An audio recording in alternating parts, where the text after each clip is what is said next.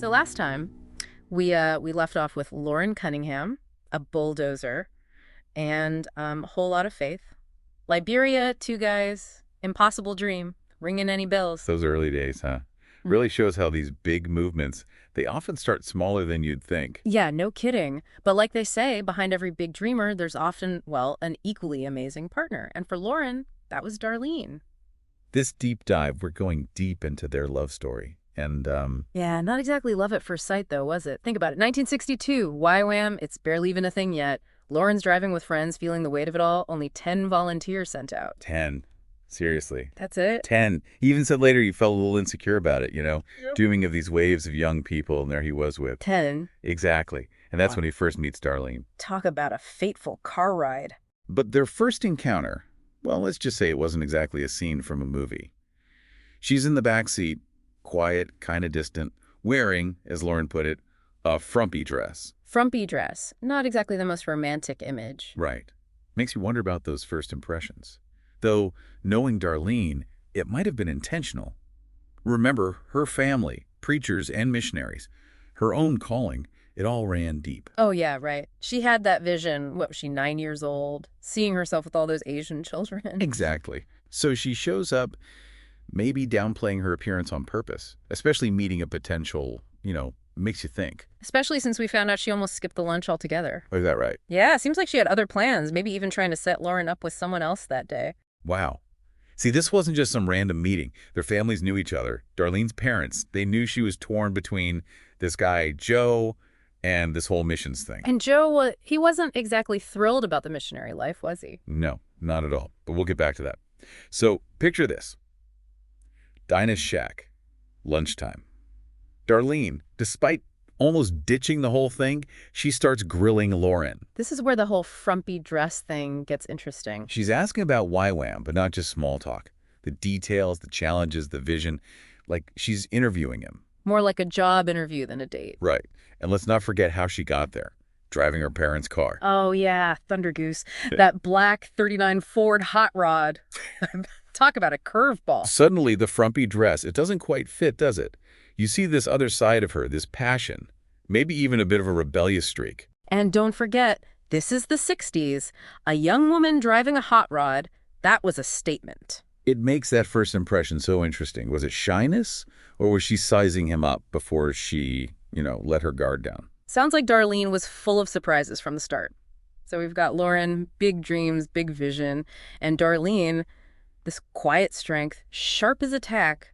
What happens next? Left off with Darlene grilling Loren in the church parking lot, hot rod idling in the background. Who knew a missions Q&A could be so captivating? But it shows the depth she was operating with, right? Not just romance, but the nitty-gritty, how it all works. This was important to her. And you got to remember, ministry, it was in her blood. Dad, a pastor, grandfather, a missionary. This wasn't theoretical for her. This was family business. And she had her own calling, right? That vision at 9 years old, those Asian children, she didn't take that lightly. Which makes her reaction to Joe, well, pretty understandable. Oh, you mean when she finds out he's not keen on the whole missionary life? Yeah, wants to marry her, but terrified by the thought of going overseas. She's at a crossroads. And she chooses her calling, even if it means, what, staying single? Talk about commitment? Shows how seriously she took it, but also maybe a little trap we can fall into, thinking God's calling equals no personal happiness. Which, true to form, Loren just cuts right to it. Asks her straight up, was it God who said single, or was that, her adding to the plan? Such a Loren move, cutting through the noise, and I think it really hit home for Darlene. Makes you question, are you limiting God by adding your own ideas of what sacrifice has to look like? And that's where you see them clicking, not just the big picture, but how they approach it. Though there's this practical side, too, we can't forget. Absolutely. Think about Darlene, registered nurse, right? Back then, might seem random, but... But in YWAM, that's huge. Young people, tough situations, limited resources.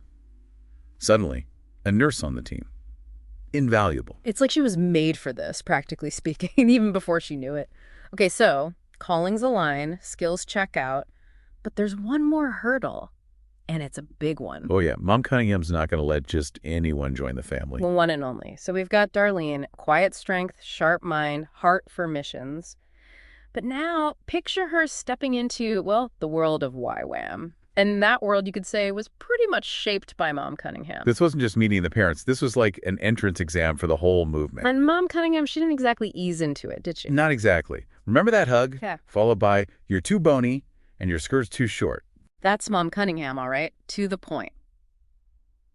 But Darlene, she handles it like a champ. Doesn't back down, doesn't try to, smooth things over. Just looks at her and says, I am not, and it is not. With a smile, no less. Talk Right. about holding your own. I think Mom Cunningham saw a kindred spirit right there, someone who could roll with the punches. Right, because YWAM life, it wasn't for the faint of heart. And I think she knew Darlene could keep up with Loren, not just the spiritual side, but the real world stuff too. And boy, did they ever build something incredible and fast. Just a few months after that awkward lunch, Loren proposes. Not with a ring, mind you, but a conch cake. Says it all, doesn't it? No time for fancy gestures. They had work to do. June 1963, they're married. Whirlwind romance, totally fueled by this shared calling, this belief in each other. And it wasn't just Loren's vision anymore, it was both of them, their skills, their passions, all in. You can see Darlene's fingerprints everywhere in those early years. Organizing, using her nursing skills, that quiet strength in the background. So we've seen how they found each other, but the real story, how their partnership shaped YWAM, well, that's a whole other deep dive. Until then, keep those questions coming and keep digging into the stories behind the movements that changed the world.